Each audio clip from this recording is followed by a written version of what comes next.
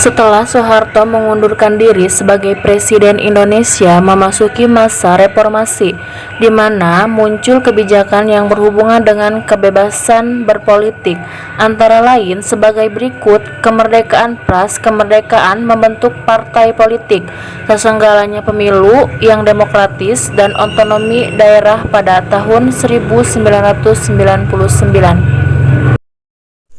Pada masa reformasi dilakukan amandemen atau perubahan pada Undang-Undang Negara Republik Indonesia tahun 1945, termasuk mengenai penyelenggaraan negara. Salah satu tujuannya adalah agar kekuasaan presiden tidak disalahgunakan. Pada masa reformasi Indonesia mengalami 5 kali pergantian presiden, yaitu B.J. Habibie memimpin tahun 1998 sampai 1999, Abdurrahman Wahid 1999 sampai 2001, Megawati Soekarno Putri 2001 sampai 2004, Susilo Bambang Yudhoyono 2004 sampai 2014, dan Jokowi Widodo sejak tahun 2004.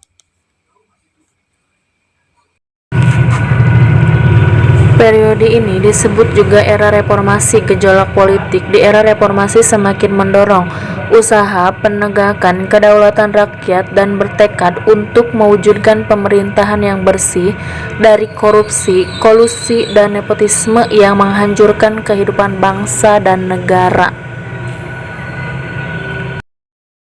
Memasuki masa reformasi, bangsa Indonesia bertekad untuk menciptakan sistem pemerintahan yang demokratis. Untuk itu, perlu disusun pemerintahan yang konstitusional atau pemerintah yang berdasarkan pada konstitusi.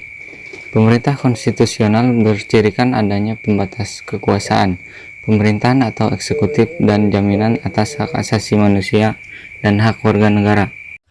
Berdasarkan hal itu, salah satu bentuk reformasi yang dilakukan oleh bangsa Indonesia adalah melakukan perubahan atau amandemen atas Undang-Undang Dasar 1945 dengan mengamandemen UUD 1945 menjadi konstitusi yang bersifat konstitusional. Diharapkan dapat terbentuk sistem pemerintahan yang lebih baik dari yang sebelumnya. Amandemen atas UUD 1945 telah dilakukan oleh MPR sebanyak 4 kali, yaitu pada tahun 1999, 2000, 2001, dan 2002.